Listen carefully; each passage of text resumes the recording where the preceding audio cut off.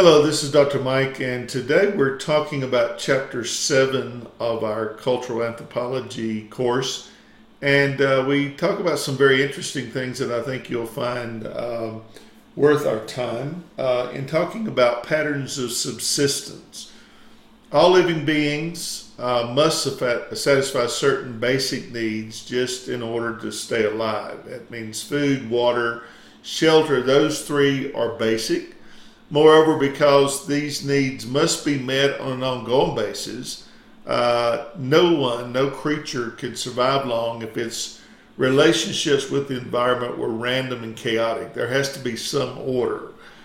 One of the things that when people moved from the hunter-gatherer existence into different kinds of agriculture, this ability to get rid of some of the randomness and the chaos of having same place to sleep at night, of having particular foodstuffs on a regular basis. This made a huge difference in the development of culture and moving forward as a human race. People seem to have a huge advantage over other animals in this regard because that way we are able to develop advanced levels of culture. In fact, we're the only species to do that.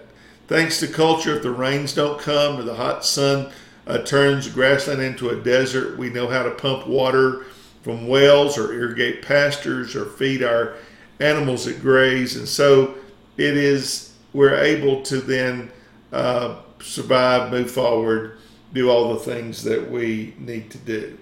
That term in a nutshell is called adaptation. We're able to adapt to the surrounding environments. We're faced with that actually now with global warming, which is becoming more and more apparent that it is true and that it is happening. We're seeing changing weather patterns. We're seeing changing seasonal patterns that are making it more and more difficult to even grow something as simple as a garden to supply food. If in the future there are major transfers of temperature, weather, rainfall, for instance, if that were to move drastically, how we're going to feed this world may come into play. So for instance, if the breadbasket of the Midwest of the United States in Nebraska and Kansas, where we get most of our grains and foods from, say that were to shift to Africa, where they're not equipped to grow food or the soil's not able to grow food, and we got their weather in Nebraska and Kansas, what would that do to food production and to our surviving as a human race? You can discount the presence of global warming all you want to, but more and more it's becoming apparent that it is indeed happening. We live within an ecosystem. There is a system of rainfall and sun and soil, all these things that make it possible for us to eke out a living or to bring food home and put it on the table. There are many of these. They're not just one. You go to Arizona, you have an ecosystem. You come here to the Rockies, you have an ecosystem. You go to West Virginia, you have a different one. Some of them are more sparse than others. Some of them have trees. Some of them have vegetation. Here in the winter months, we have nothing hardly green. It is a desert kind of environment. It's dry. We get a lot of snow, that kind of stuff. So that is a particular ecosystem cultural area. We don't have to necessarily forage for food now as our ancestors have done, as Native Americans did, as people that used to have to go out and hunt and fish in order to eat. Now we do that much more as a recreation rather than an obligation. But looking for food and foraging for food were the things that our ancestors had to do in order to subsist and to carry on. Many of those that were in the hunters and gatherers days were limited because they were limited to what they could carry. They could only, if they killed a buffalo, for instance, Native Americans killed a buffalo, they had a processing place where they processed the hooves and the hide because they used those. They used as much of the meat as they possibly could. They used the bone. All those things were essential in food foraging, but they were limited to what they could carry. There were no horses here before the Spaniards arrived. So they didn't have animals. They used llamas, which was the only thing close to that they had, or they carried it on litters, or they carried it on their back. And in this age that they were in, this was the way things were done. Now, when animal muscle could be applied, like horses or mules, things changed dramatically. Then we go to trains and we go to the other things. So all these are examples of how we have progressed as human beings in the carrying capacity. When trains were built across the United States, for the first time, farmers could ship their beef to market in the East, say, and it tremendously changed the diet requirements of Easterners. Now, for the first time, they were able to get really good protein, or pork, all those things, or corn or wheat.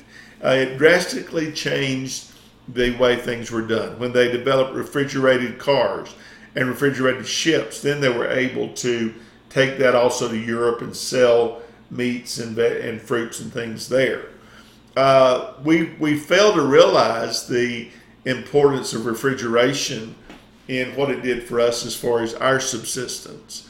Years ago, I worked as a 14-year-old in a grocery store, had an African-American lady who actually was cook and housekeeper for one of the wealthy families in town, and she'd come by our little grocery store every day and bought what she was going to eat for dinner that night, because she did not have a refrigerator to keep things in. And so she had to buy what she could use and use it up, because she had no place to keep it cold and preserve it. Years later, my dad ended up giving her a refrigerator, and it revolutionized her life. Or the idea of canning. You realize that we didn't have glass jars for canning until the 1930s and 40s. How did you preserve things before that? Well, you pickled them in a churn like kraut or green beans or whatever to make pickled beans, or you dried them, or you had a smokehouse. All of these things changed the way human beings were able to subsist. There also was a process of horticulture, plant development. Native Americans apparently took a type of a grass and they developed it into what we know today as corn. So when settlers came to America, they found a lot of foodstuffs that were not known in England. Tomatoes, for example, potatoes, squash, beans, corn. All those things are going to be taken back to Europe, and they make a revolutionize the eating of Europeans. For instance, potatoes, literally taken back, saved the Irish from the first famines in northern Germany. And then, of course, later in the 1800s, when potato famine was prominent, many of our ancestors, who were the Irish, would flee to the New World and to look for a better way of life. But horticulture was a science that began with the Native Americans in developing foodstuffs and things to help with feeding their families.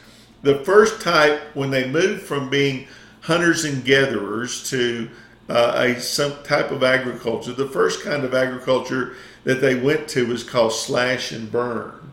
In other words, they'd go to an area, they would cut down everything they could, they would burn it off, they would plant their crops for a couple of years as long as the soil held up, because they didn't have fertilizers and things to boost the soil.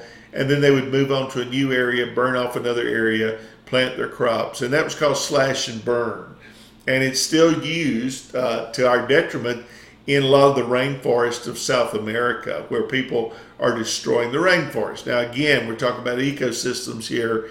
The ecosystem of the rainforest in South America manufactures a large quantity of the oxygen on our planet.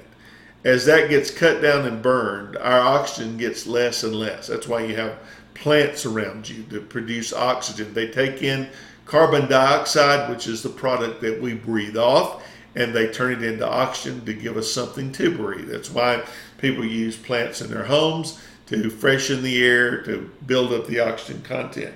But this slash and burn is still being used in those places, just out of the lack of better technologies and modern technologies. So agriculture becomes a way of life, and gradually these people that were always wandering around looking for food, settled down and began to grow and to have husbandry and have animals where they had milk and they had eggs and they had beef and they had pork. All of those things are going to be much more stable than, as you can imagine, out wandering around. Native Americans usually at least moved twice a year. They moved in the summers near to the coast and fished and had clams and preserved what they could. Then they moved back into the mountains for the winter months to survive the snow, and there they hunted animals and fished and did those kind of things to survive. So this kind of agriculture, slash and burn, was the beginning. And then we moved to sedentary agriculture, which is the settled form of farming that much like what we know today. Now here's something that's very interesting. Among hunters and gatherers, we have a wrong attitude about how much time it took for them to survive.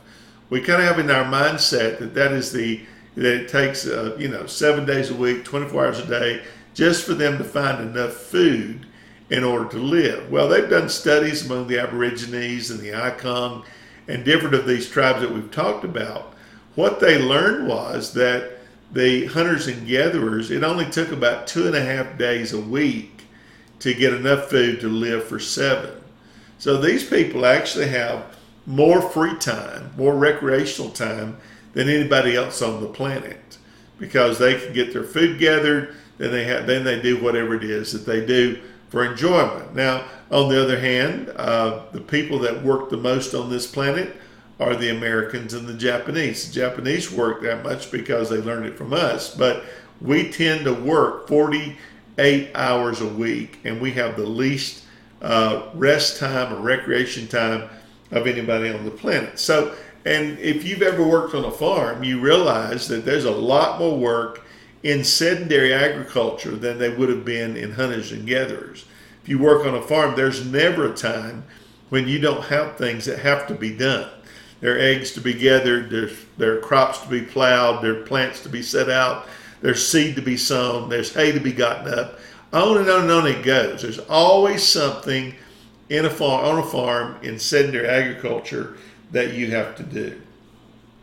Folks would go into pastoralism, which is raising of herds and keeping of animals, and this really changed the playing field for them as far as their patterns of subsistence. And then we grew from that into the modern industrial society. This really picks up in the 1800s with the Industrial Revolution, where people start using machines to manufacture goods. This lowered the price tremendously. Think about just clothes, for instance. In the 1800s, you didn't go to a store to buy clothes. They did not mass produce clothing. You went to a tailor, and that tailor or seamstress would make you a garment that fit you exactly. There was no such thing as yard sales. You didn't have enough clothes to put in a yard sale to get rid of them. You might have 2 outfits of clothes because it was very expensive. And you would tend to have one good outfit that you kept for Sunday and for special occasions and all that. And then you wore your other clothes every day of the week, and you might have 1 pair of those.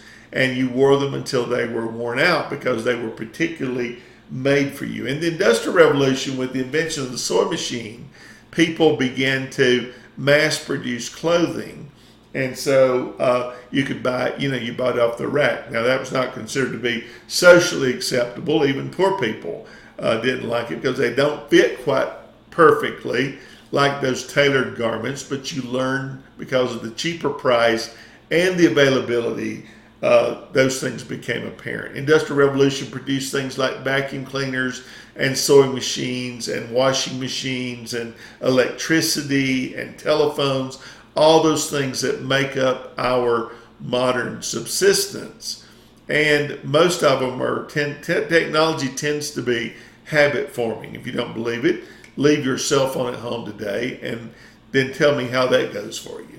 Most people can no longer live without the technology that they're around. In fact, cultures now evolve around certain technologies, the iPhone culture or the computer culture, all these things that we feel that we need, and more we do need for our subsistence in this modern era. How could you get by studying or taking a class online? You realize that online education is not hardly 20 years old.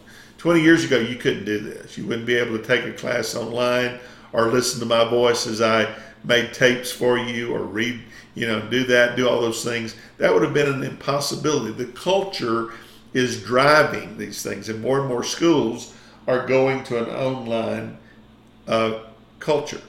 The last thing I want to mention to you is the idea of progress. Progress, the idea of moving forward, improving, getting better, is a new term. It actually started in the 1800s out of the Industrial Revolution, that we had something measurable to tell if we're moving forward or not, or whether we're just not moving at all. You measure your own progress in certain ways. You're going to school, you finish a class, your child finishes 6th grade, moves to junior high school, you get a better job, you get a better car. All of those are signs of progress that are tied to this idea of subsistence. Some very interesting stuff. I wish we had more time to deal with it and talk about it, but I think you will at least whet your appetite enough to want to read and study and learn more about it. So thanks.